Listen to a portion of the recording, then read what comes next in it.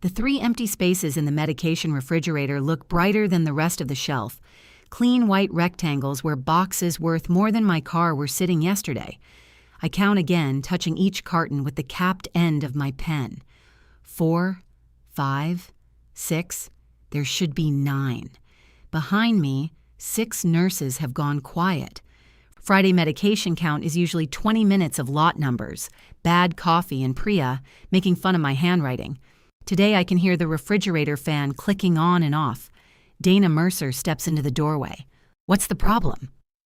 3 boxes of denosumab are missing. She doesn't look inside, she looks at me, then she points across the counter and says, she either stole them or can't count. My pen slips from my fingers. Dana, Priya says softly. I signed for every delivery, I tell her.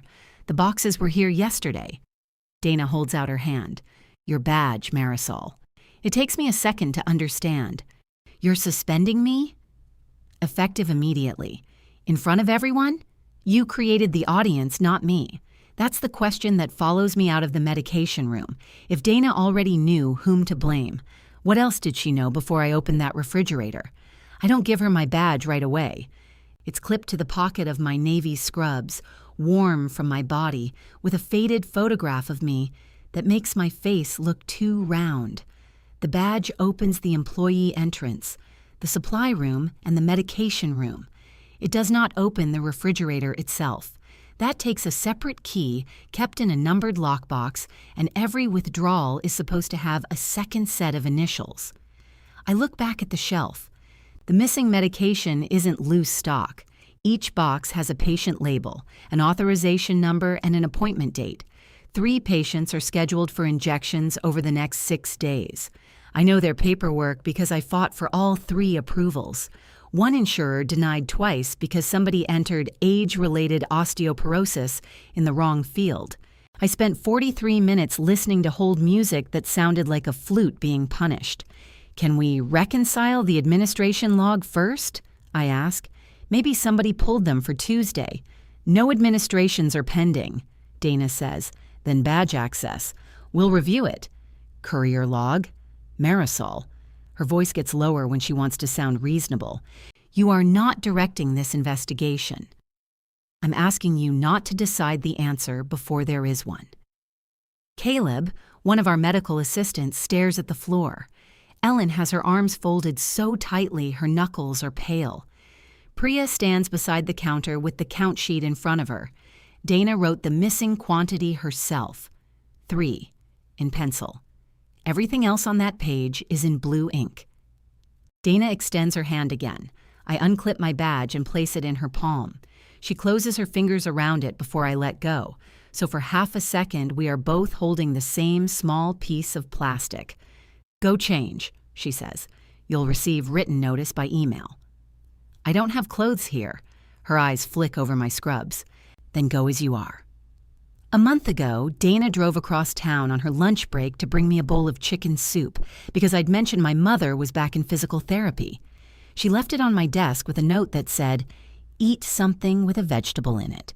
She had also once sat beside me for 2 hours correcting a batch of rejected claims that weren't technically her problem. That is the Dana my mind keeps trying to find, while this one puts my badge in her blazer pocket. Priya comes around the counter. I'll walk her out. That's unnecessary, Dana says. I need air. Priya doesn't touch me until we're through the employee door and standing beside the dumpsters behind Bellwether Rheumatology. The November wind lifts the edge of her scrub jacket. Somewhere across the parking lot, somebody keeps pressing the lock button on a car that is already locked. You're shaking, she says. I'm cold. You're furious. I can be efficient. That gets the smallest breath of a laugh out of her, which almost breaks me. She holds up both hands. I saw the boxes Wednesday. Thursday, I say. I saw them Thursday at 4:15 when I matched next week's schedule. Okay, better. You saw them later than I did. Did anyone pull them after that? Not through nursing. Dana said no administrations were pending before she checked anything. Priya looks toward the back door. What? I ask. I don't know.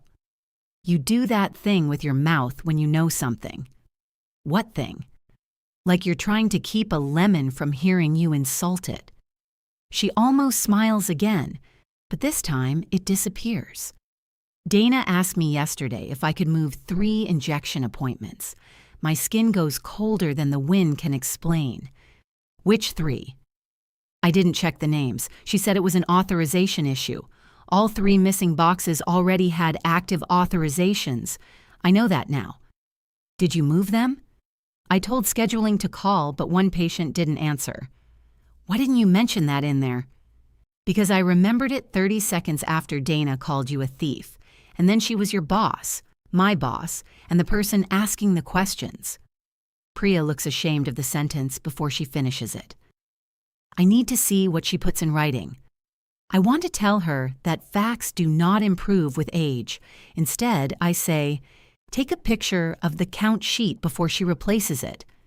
Priya's eyes sharpen. Why? Pencil. She nods once. The back door opens. Dana stands there holding my canvas tote and winter coat. Marisol, you need to leave the property. Priya takes the coat from her.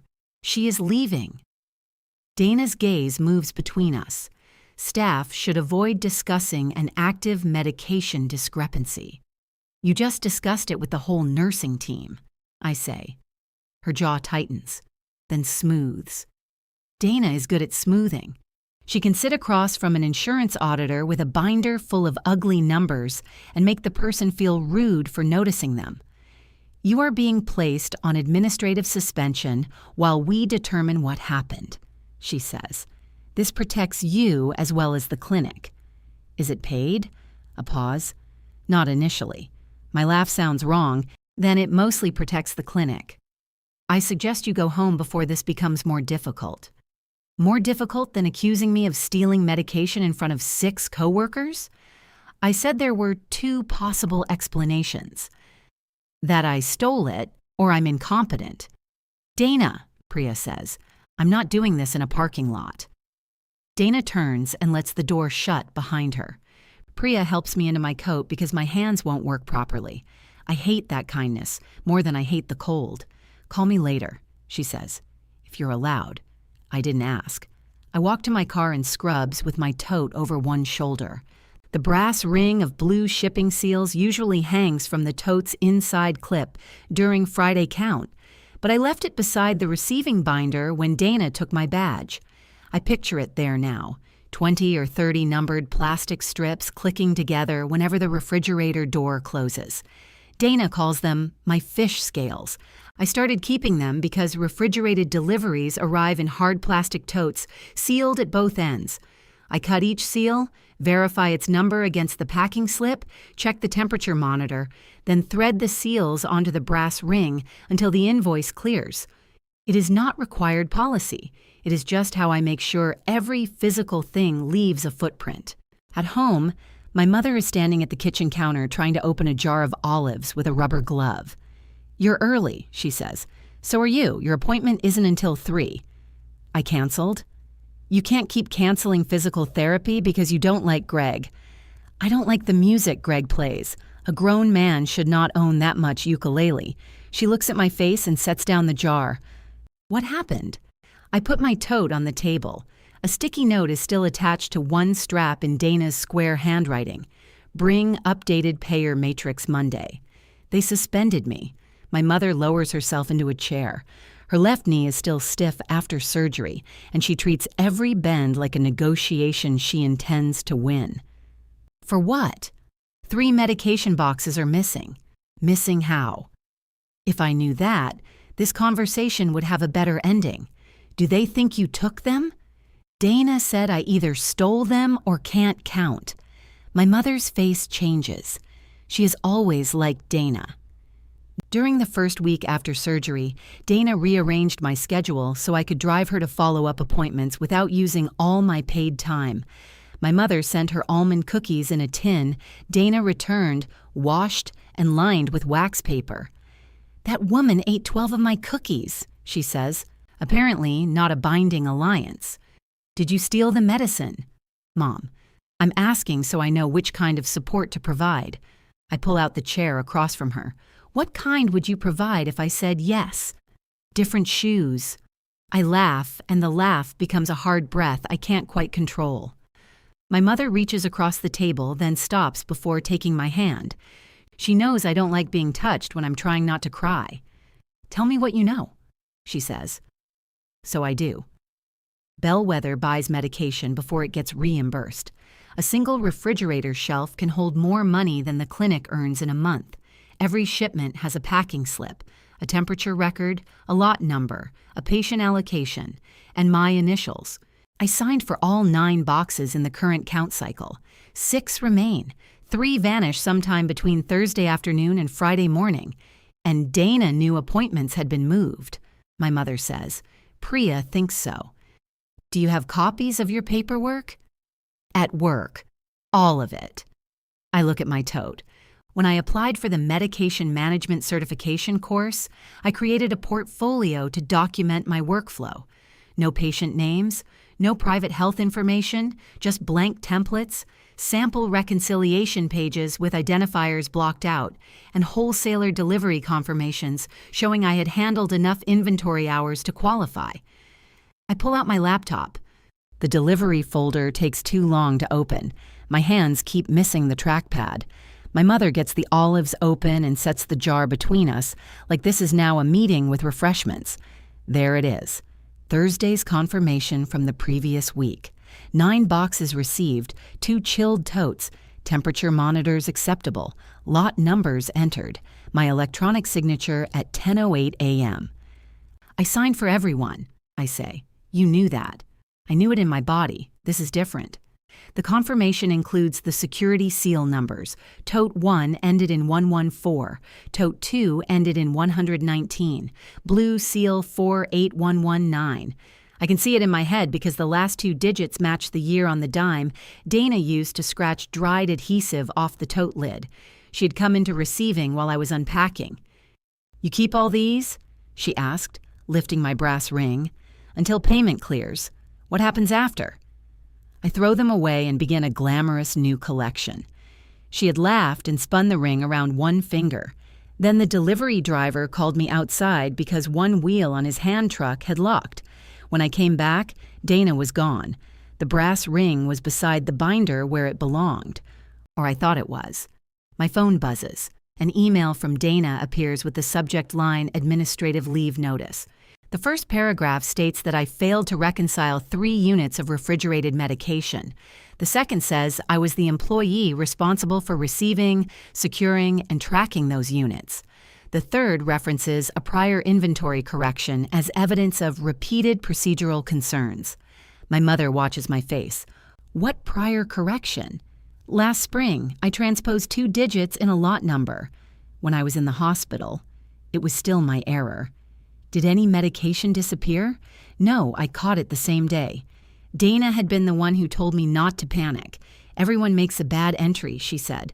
Good employees correct theirs before the mistake reaches a patient. Now the attached letter turns that correction into a warning. At the bottom is a blank line for my signature, acknowledging that I will not contact staff, vendors, or clinic patients during the investigation. A second attachment is labeled Voluntary Separation Option. 2 weeks' pay, continuation of health coverage through the end of the month, and a neutral employment reference if I resign by Monday at noon. My mother reads it over my shoulder. That was fast, she says. Too fast. The clinic closes at 5 on Fridays. Dana sent the letter at 4:22, less than 2 hours after the count. She had already pulled my old correction, drafted the suspension notice, and prepared a resignation agreement. My phone buzzes again, this time with a text from Priya. She sends a photograph without explanation. The count sheet lies on the medication room counter. Dana's penciled 3 is still there, but a new page has been placed beneath it. Refrigerator access and custody procedure. The effective date typed in the corner is yesterday. At the bottom, beside a blank witness line, is my name. My mother taps the screen. Did you sign that? I've never seen it. Another message appears. She wants me to sign as witness, Priya writes. She says you were given this Thursday morning. I stare at the date, then at the delivery confirmation on my laptop. Blue Seal 48119, 9 boxes, my signature. Dana's hand lifting the brass ring while the courier waited outside. I reach automatically for the inside clip of my tote, though I already know the ring is back at Bellwether. Then I remember something small enough that I almost dismiss it. When I carried the ring to Friday count, the blue seals made a thin plastic rattle against my pen. This morning they hadn't. One seal had been missing before I ever opened the refrigerator. I type, "Do not sign anything with an inaccurate date." 3 dots appear under Priya's name, vanish, then appear again. She's standing here. My mother leans closer to the screen as if proximity will let her intimidate Dana through glass. "Tell her to walk away," she says. "She can't just walk out of work. She has legs." I write, ask for time to read it. "Take a copy if you can. Do not risk your job for me." Priya replies with a thumbs up, which could mean anything from "I understand" to "I am being held at knife point by office policy." I open Dana's email again. The resignation agreement is written in the calm language of a door locking. Neutral reference, mutual non-disparagement, release of claims, return of clinic property. The deadline is Monday at noon. 2 weeks of pay is not nothing, my mother says. I know. You have rent. I know. And the course. I know, Mom. She picks up an olive, bites into it, and makes a face. These are terrible. You fought the jar for 10 minutes. I wanted the option. I closed the separation agreement. The certification course starts in January, but the final tuition deposit is due Wednesday. Bellwether agreed to cover it after I completed a year managing specialty medication inventory. Without the clinic's payment, I would have to give up my seat or drain most of my savings. Dana knows that. She signed the education request herself. My mother nudges the jar toward me. What are you going to do? Preserve the option. I save the email, both attachments, Priya's photograph, and the delivery confirmation to a new folder. Then I take screenshots showing the times and send copies to an account I use only for tax records. The Wholesaler's website has a contact form for account questions. I start typing that 3 boxes may have been removed from Bellwether without authorization, then delete it. I have no proof of removal, and the account belongs to the clinic. If I sound like a suspended employee trying to interfere with vendor operations, Dana gets a cleaner version of the story. I write instead, I am requesting copies of any return, transfer, or credit documents from the current month that contain my name, initials, or electronic signature. I am disputing the use of my credentials and need to verify record accuracy. I am not requesting patient information or general account access. There is a box for my clinic email address. I use my personal one and provide my employee ID. My finger pauses over submit. Dana's letter says not to contact vendors. It is an instruction printed beneath an effective date that has not yet arrived and attached to a document I haven't signed. I submit the request. Good, my mother says. You don't know what I did. You made the face you make when you stop asking permission. Saturday morning, I wake before 6 and reach for a badge that isn't clipped to my shirt. By 9, I have cleaned the kitchen, reorganized my mother's physical therapy paperwork, and found 3 different excuses not to look at my email. The 4th time I pass the table, she blocks me with her cane.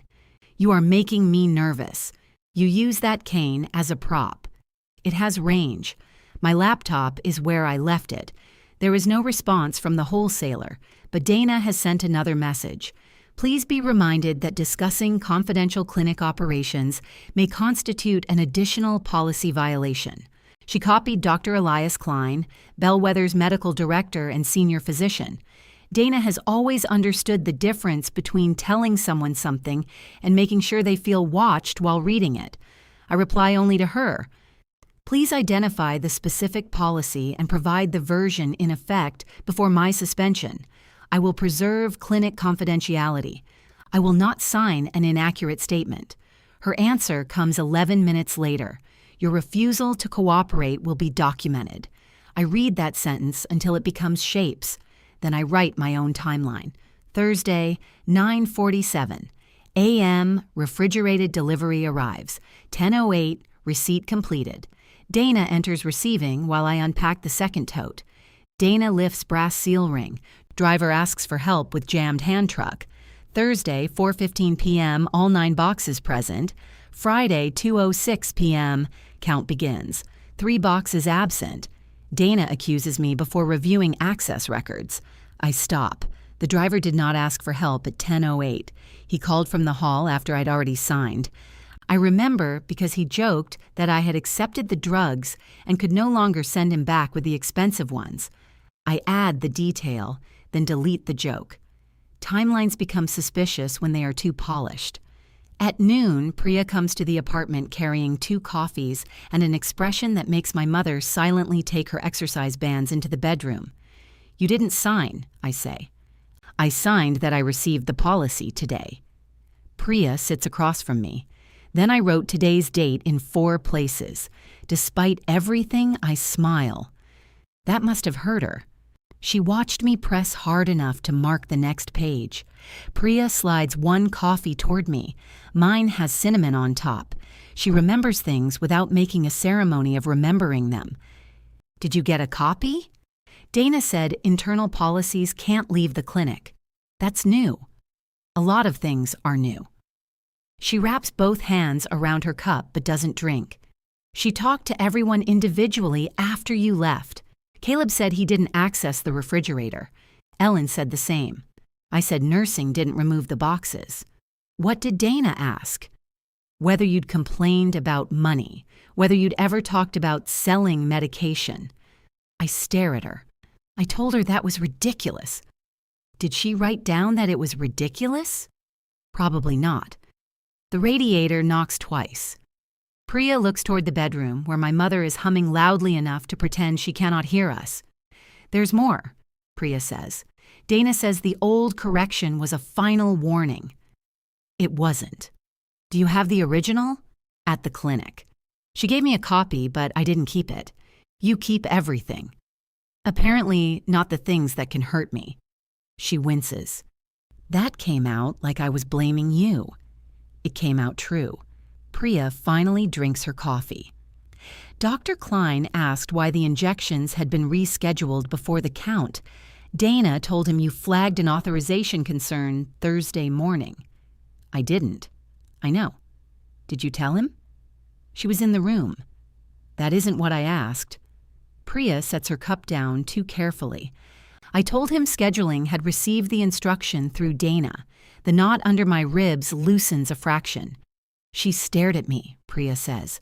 Afterward, she reminded me that charge nurse assignments are reviewed next month. I told you not to risk your job.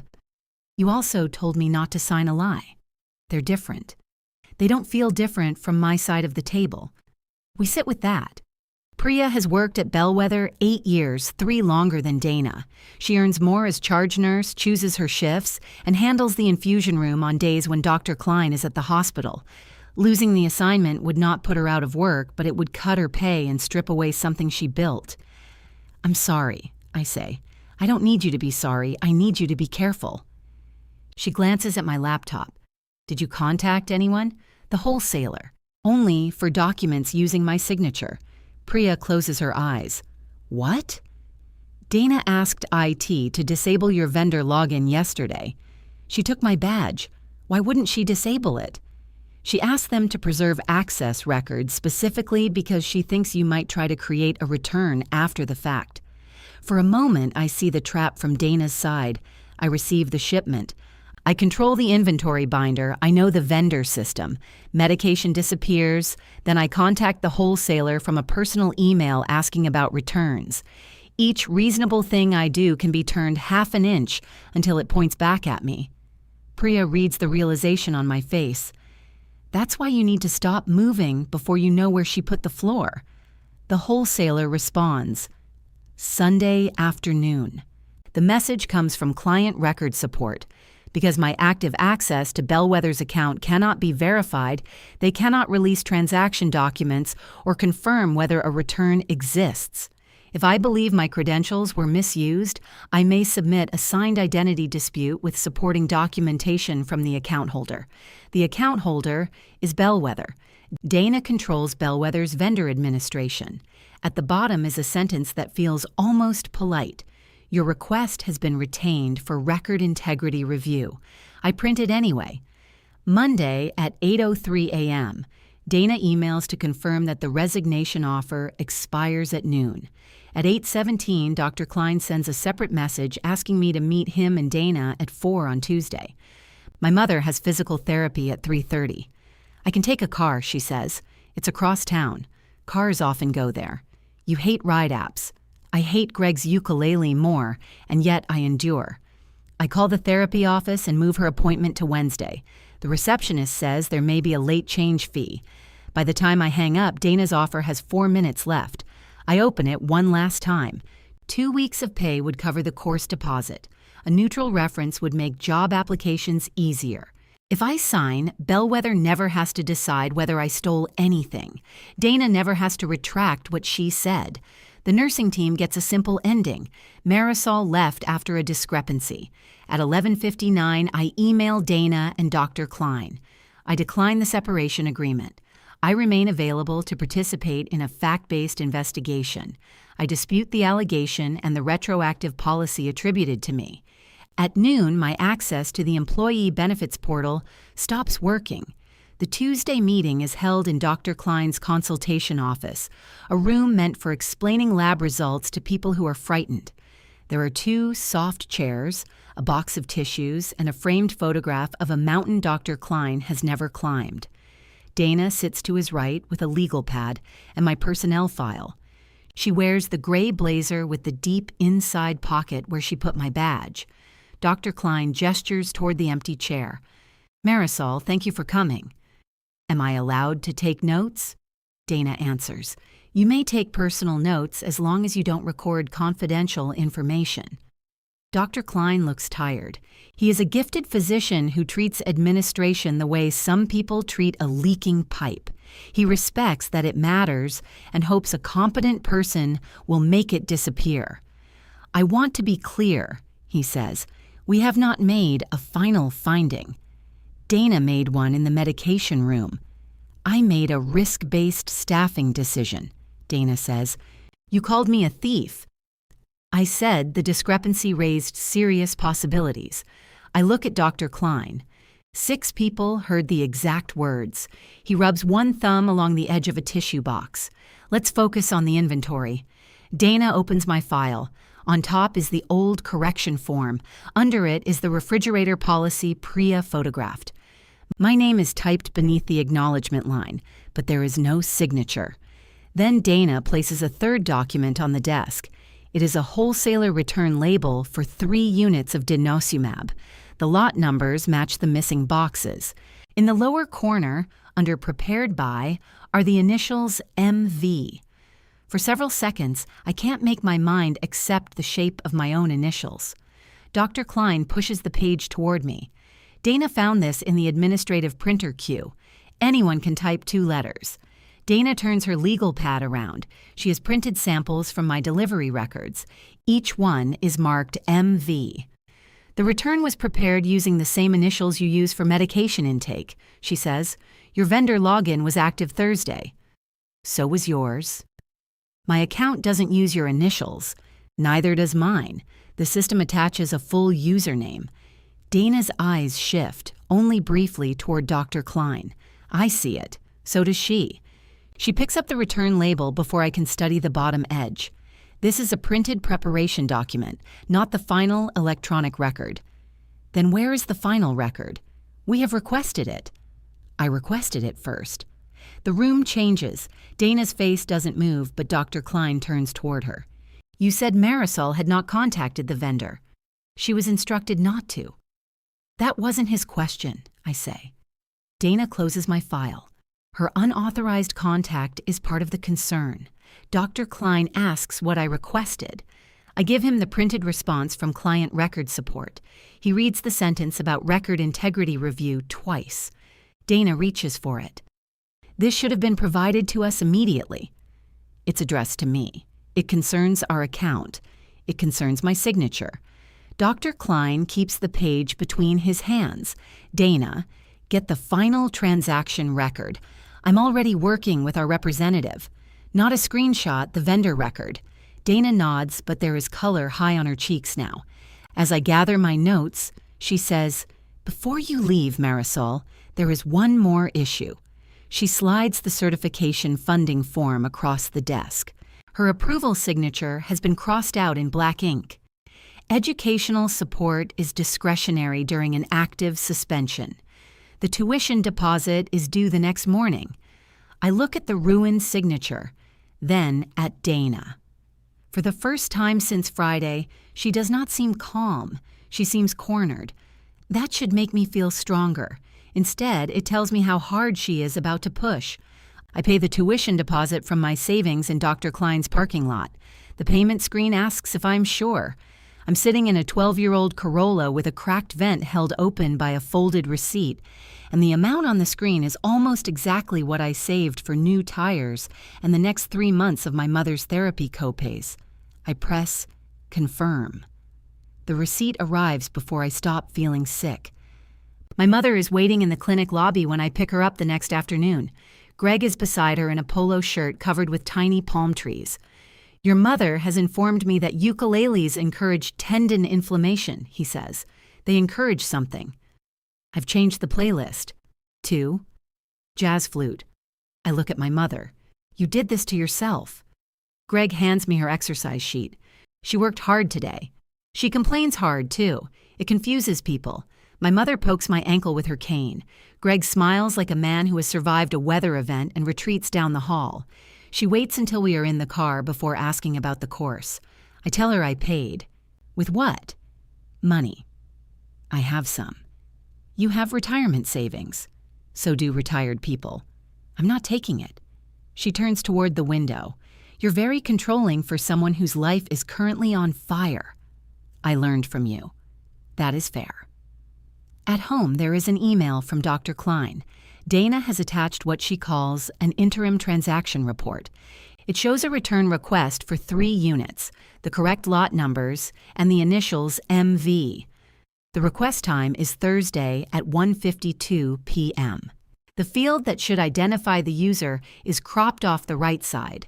Dana's message says the report is consistent with her concern that I initiated an unauthorized return and then failed to reconcile it during Friday's count.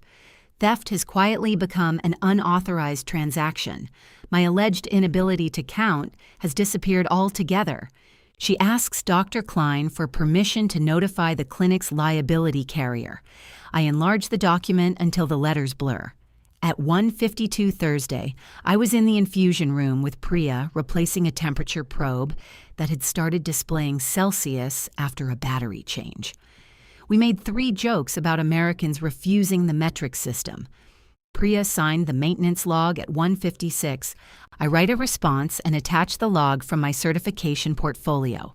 Priya's signature is visible, along with the probe serial number and time. Please obtain the uncropped vendor record showing the authenticated user, I write. Initials entered into a free text field do not establish account access. The attached contemporaneous record shows my location during the request time. Dana replies 9 minutes later. Being elsewhere at the time of electronic submission does not establish that the return was not prepared in advance. I read it twice. She has answered the detail without answering the question. At 5, Priya sends me a message asking if she can come over. She arrives without coffee this time. I told Dr. Klein you were with me, she says before sitting down. Thank you. Dana says you could have created the request earlier and scheduled it. Did she show you the full record? No. Then why are you looking at me like that? She takes off her glasses and cleans them with the hem of her shirt. Priya only does that when she needs time, because she showed me the printed return label. I saw it. It has your initials. It has 2 letters anyone could type. It has the right lots. The lot numbers are on the refrigerator inventory, the delivery confirmation, and the patient allocation sheet. Dana has access to all 3. Priya puts her glasses back on. I'm telling you what people are going to think. People or you? Her expression closes. I regret the question as soon as it leaves me, but regret doesn't pull words backward. I stood in Dr. Klein's office and contradicted my manager, she says. I put my charge assignment on the line. I came here because I found something, and you're cross-examining me. I'm sorry. Are you? Yes. You sound efficient. That hurts because it belongs to the joke we made behind the dumpsters, when the whole thing was only 20 minutes old and we still thought facts would move in a straight line. I put both hands flat on the table. I'm terrified. If I stop talking like a medication log, I may start begging everyone to believe me. I don't want to hear what that sounds like. Priya's shoulders lower. What did you find? I ask. The seal ring. I don't move. Dana put it in a clear evidence bag in her office. She asked me to verify it came from the medication room. Priya reaches into her pocket and unfolds a sheet of paper. I wrote down the numbers. She slides the list across the table. .48112, 48114, 48116, 48118, then 48203, no 48119. Did you ask about the missing one? I asked whether the bag contained everything found beside the binder. She said yes. Did you sign? I wrote that I verified the listed seals were present in the bag. I did not verify where the bag came from. I let out a breath. Priya points to the list. Does 119 matter? It came off the tote with the missing boxes. How do you know? My delivery confirmation. I show her. She compares the numbers herself, tracing the line with one finger. That proves a seal is missing, she says. It proves a seal from that shipment is missing. It doesn't prove Dana took it. No. She seems almost disappointed that I agree. But Dana handled the ring while I was receiving that shipment, I say. And the return request appeared the same day the boxes disappeared. Why would she keep the seal? To close a tote? Priya looks up. Returns go back in security packaging. Every refrigerated return needs a numbered seal and temperature declaration. If the wholesaler received the boxes, they'll have the seal number. And an intake image. We both go quiet. For the first time, the missing plastic strip is not just an absence. It has somewhere else it could be. Priya's eyes shift toward my laptop. Can you ask them? They won't release anything without Bellwether's authorization. Dr. Klein can. Dana administers the account. Dr. Klein owns the account. He owns the clinic. That doesn't mean he knows his vendor password. He can learn. I email him while Priya watches. I attach the delivery confirmation and her handwritten seal inventory.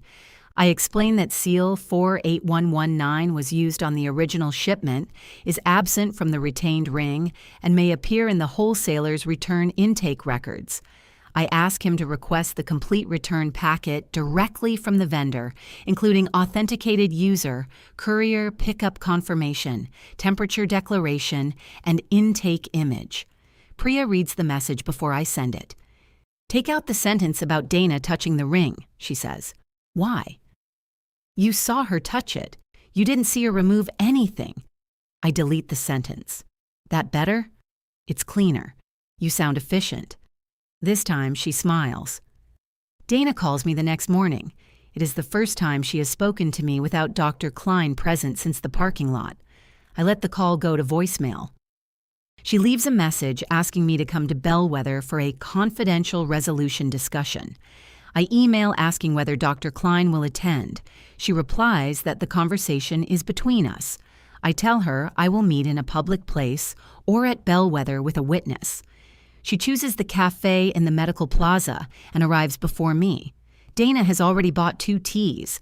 Mine is black with lemon, the way I drink it when the clinic coffee tastes burned. You didn't need to do that, I say. I remember what you like. That's part of what makes this confusing. She looks older than she did a week ago. There is concealer gathered in the lines beneath her eyes and a tiny coffee stain on the cuff of her blazer. Dana does not get stains. Sit down, she says. I choose the chair across from hers and set my notebook on the table. Are you taking minutes? I'm remembering accurately. Her mouth tightens. Marisol, this has become needlessly adversarial. You accused me in front of the nursing team. I reacted to a serious loss. Before you checked anything, I had information you didn't. What information? She touches the paper sleeve around her cup. Bellwether has been under extraordinary pressure since the payer audit. Reimbursements are 6 weeks behind. Vendors have shortened our terms. Dr. Klein understands medicine, but he has no idea how close a small clinic can come to missing payroll while every exam room is full. It is the first honest thing she has said to me since the count, and it is not an answer. What does that have to do with my suspension? Everything costs more than you think. Every denied claim, every overorder, every appointment moved because an authorization expires. You see boxes. I see whether 27 people get paid. I see patients attached to those boxes, and I see the whole clinic. There it is, Dana's favorite kind of distinction. She turns her choice into altitude and everyone else's into limited vision. She slides a folded page toward me. It is a revised disciplinary agreement. I would return to work Monday with back pay reduced to 2 days. The allegation of theft would be removed. In exchange, I would accept responsibility for failing to maintain secure custody of the refrigerator inventory and receive a final written warning. You want me to admit I lost medication you returned. Her eyes meet mine. I did not say that. You came very close. I'm offering you a way back. With a false statement in my file. With a survivable statement. I look at her tea. She has not taken a sip. Did you reschedule those patients because you knew their medication wouldn't be there? Scheduling changes constantly. Did you use Seal 48119? Her fingers stop against the cup sleeve. It lasts less than a second, but I see it. What is that? She asks. A number you should hope means nothing. She leans back.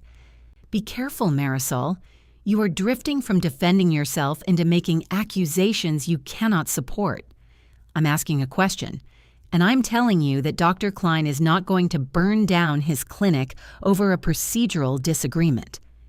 This isn't about what he's willing to lose.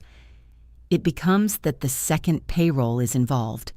She knows I understand now. The boxes were not random. The return was money moving backward through the supply chain. I fold the agreement and slide it back. If the clinic needs me to carry a lie so it can keep standing, then it is already leaning on the wrong thing. Dana's face hardens. The offer expires when I leave. It expired when you typed my name under something I never signed. She stands, leaving both teas on the table. At the door, she turns. When the vendor record comes back, you may wish you had taken a survivable outcome. I watch her cross the plaza toward Bellwether. She walks quickly, already looking at her phone. Dr. Klein emails that afternoon. He has contacted the wholesaler through its compliance line and requested the complete transaction record. Dana objected, stating that the matter should remain within normal account support, but he authorized the release himself. A second message follows from client record support. My identity dispute has been linked to Bellwether's request. Because the return involves a high-value refrigerated product and conflicting authorization information, an outside account officer will participate in a review meeting Friday morning. Dana schedules my final employment determination for the same time. The invitation includes Dr. Klein, Dana, Priya, me, and the outside officer by conference line. At the bottom, beneath the meeting link, Dana has added one sentence. Please bring any evidence you intend to rely upon, as a decision will be made at the conclusion of this review. I print the invitation and place it beside the delivery confirmation, Priya's seal list, the temperature probe log, the rescheduled appointment report, and Dana's retroactive policy. 5 pieces of paper. None of them can clear me alone. Together, they describe the exact shape of the space where Dana's story keeps changing. I put the papers in a plain manila folder. My mother watches from the kitchen doorway while I take them out. check their order, and put them back. "You've done that 3 times," she says. "The first time, they were wrong. And the next 2? I needed something I could make right." She crosses the room without her cane and sits beside me. It takes effort, but she does not let me help. "What do you want tomorrow?" she asks. "My job back." That's the practical answer. It pays practical bills. "What do you want when you picture the room?" I picture Dana pointing, my badge warming inside her closed hand, Caleb staring at the floor, Priya standing beside a count sheet with a penciled number on it. I want her to say what she did where everyone can hear it. My mother studies me. She may not. I know. Then decide what you need from the people who allowed her to speak for them. Friday morning, I arrive at Bellwether at 8:42. My badge no longer opens the employee entrance, so I walk around to the lobby and wait between a rack of arthritis brochures and an artificial ficus with dust caught in its leaves. Caleb comes through carrying a stack of intake forms. He sees me and stops. Hey. He glances toward the front desk. I should have said something that day. "What did you know?" "Nothing. I saw the empty shelf. I heard what she said. I just stood there." "You were surprised." "I was scared." "So was I." He shifts the forms from one arm to the other. "She asked me later if you ever complained that they didn't pay you enough." "What did you say?" "That everybody complains they don't get paid enough." Despite myself, I smile. "Then she asked if you had debt," he says. I told her I didn't know. "Thank you for not inventing any." That felt like a low bar. It has been a week of discovering where the bars are. Priya opens the interior door. "Dr. Klein is ready." The meeting is in the break room instead of his consultation office. Dana chose it because the speakerphone works better there. I know because she says so before anyone asks. The refrigerator hums behind the counter. Someone has left half a sheet cake inside with congratulations, Brent written in green frosting. I have never met Brent. Dana sits at the head of the table with my personnel file. Dr. Klein sits opposite her. Priya takes the chair beside me and places her own folder on the table. At 9, the speakerphone rings. Dr. Klein answers. This is Elias Klein. A woman introduces herself as Leslie Grant, outside account officer for the Wholesalers Regional Clinic Division. Her voice is unhurried, the kind that makes everyone else aware of how quickly they have been breathing. She confirms the account number, then says, "Before I discuss the transaction record, I need Bellwether to identify who authorized return RMA-77462. Dana leans toward the speaker. "It was processed as a routine inventory return." Leslie pauses. "I'm asking who authorized it." "Doctor." Klein looks at Dana. "I did not." Priya says, "Nursing did not." Dana straightens the top page of her legal pad. The request appeared in our system under medication coordination. "That isn't an authorization," Leslie says. "The return involved refrigerated patient-allocated product. Our policy requires a named administrative requester and a clinic temperature declaration. Who authorized the return?" Silence settles over the table. Dana's eyes find mine. Marisol managed the inventory and received the original shipment. Leslie says, "I understand Ms. Vega received it. I'm asking about the return." I open my folder but do not take anything out. "The clinic manager is authorized to handle vendor transactions," Dana says. Dr. Klein's face changes. "Did you authorize it?" "I managed an urgent inventory adjustment within my operational responsibilities." "Did you authorize it, Dana?" "Yes." The word is quiet. Something inside me goes quiet with it. Leslie continues as if she has been waiting for a box to be checked. The return request was submitted Thursday at 1:52 p.m. through the authenticated user profile dana.mercer. The courier collected one refrigerated tote from Bellwether at 2:17 p.m. Pickup was verified by scanning the employee badge assigned to Dana Mercer. Dana presses both palms to the table. "Our badges can be handled by administrative staff." "Were you missing yours Thursday?" I ask. She ignores me. Leslie says, the courier's delivery device records a matching signature. The temperature declaration was electronically signed Dana L. Mercer at 2:22 p.m.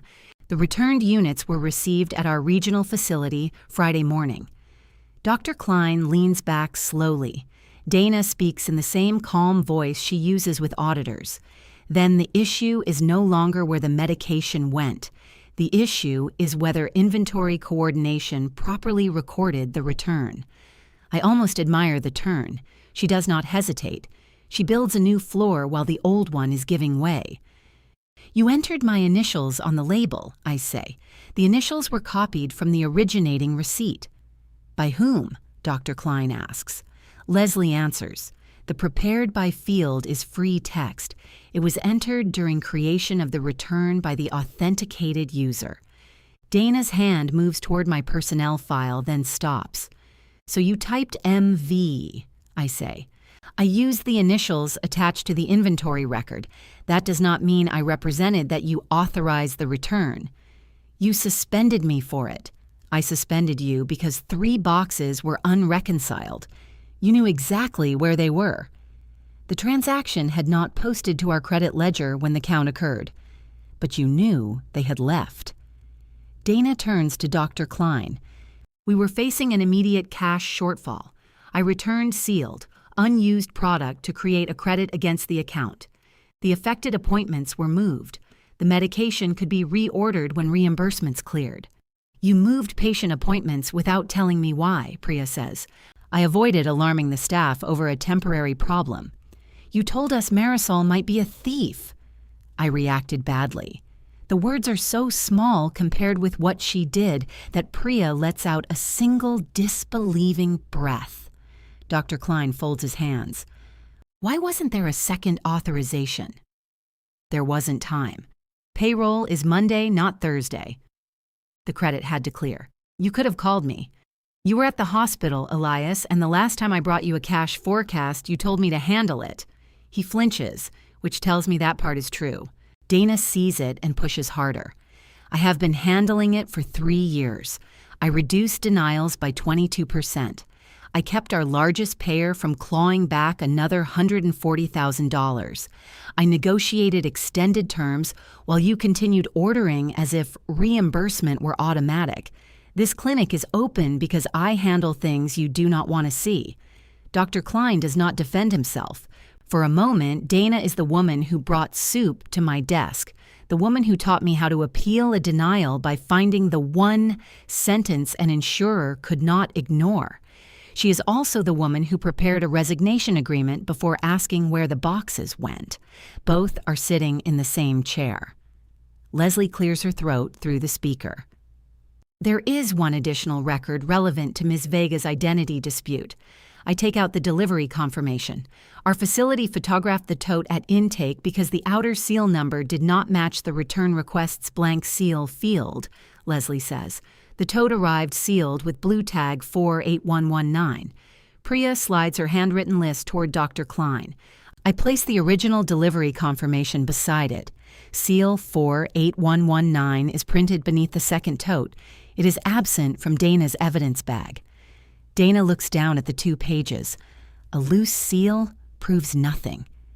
It proves the seal from my receiving ring closed the tote you returned, I say.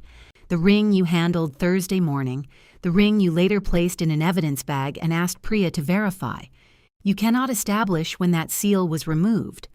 No, but the return label was created under your account. Your badge was scanned. Your signature is on the temperature form. You rescheduled the patients before the return. Then the seal from their original shipment arrived on the tote. I set down the temperature probe log. At 1:52, I was with Priya. Then the photograph of the count sheet. You wrote 3 in pencil before checking access records. Then the retroactive policy. You said I received this Thursday, but Priya was asked to sign it Friday after I left. Priya adds, I dated my acknowledgement. Doctor. Klein looks at Dana. When was this document created? Dana says nothing. He turns his laptop around. I asked IT yesterday. The file was created Friday at 3:38 p.m., more than an hour after she took my badge. Dana looks at him with an expression I recognize. It is the moment before she decides which truth can still be useful. I needed a documented control while we contained the loss. There was no loss, I say. There was a return. There was a clinic at risk of missing payroll. So you returned medication. Yes. And when the count exposed it, you made me the risk instead. Her eyes meet mine. I believed you would take the separation agreement, she says. The honesty is worse than another denial. Because I needed the money? Because the alternative was a fight that would damage everyone. You meant it would damage you. I kept 27 people's paychecks from bouncing. You chose my paycheck as the one that didn't matter. Dana's mouth opens, but Dr. Klein speaks first. That's enough. He tells Leslie the clinic will accept her written transaction report and cooperate with the account review. Leslie explains that the credit will remain pending until Bellwether corrects its return authorization process. The medication itself can be reordered as soon as the account is restored to standard status. Before ending the call, she asks whether my identity dispute should remain open. Doctor. Klein looks at me. It should be closed as substantiated misuse, I say. My initials were entered by another user. Leslie says that is consistent with our record. Controlled, quiet words. They reach the place Dana's accusation landed anyway. When the line disconnects, Dr. Klein closes my personnel file. Marisol, you are cleared of responsibility for the missing inventory. Returned inventory, I say. He nods. Returned inventory. Dana stares at the congratulations, Brent cake in the refrigerator. Dr. Klein tells her to surrender her administrative credentials and leave pending an operational audit. She takes her badge from her blazer pocket and sets it on the table. It is the same gesture she demanded from me. It does not feel as good as I imagined. As Dana gathers her legal pad, she looks at me. You think the records tell the whole story. No, they tell the part you tried to put on me. She leaves without her tea mug. Priya carries it to the sink and washes it automatically, then looks irritated with herself. Dr. Klein asks if I can return Monday. I can, I say. I haven't agreed to. He looks startled.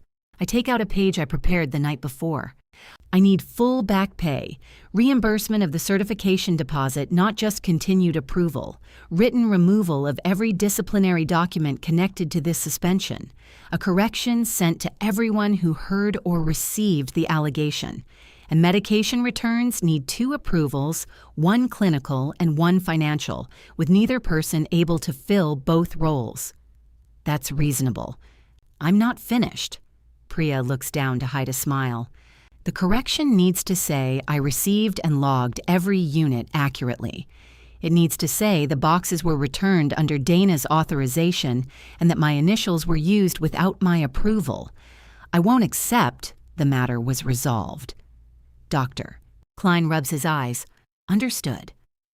And Priya's charge assignment is not to be affected by her participation. Priya turns toward me. That's between Priya and the clinic, he says. It became part of my return when Dana used it to pressure her. He studies me for a long moment. Put everything in writing. I already did. The audit takes 3 weeks.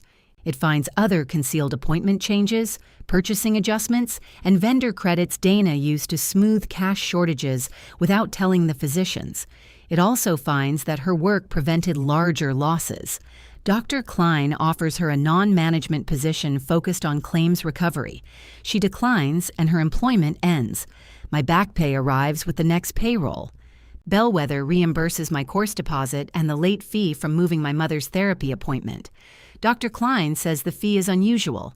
I tell him the week was unusual. On my first morning back, he gathers the nursing team in the medication room.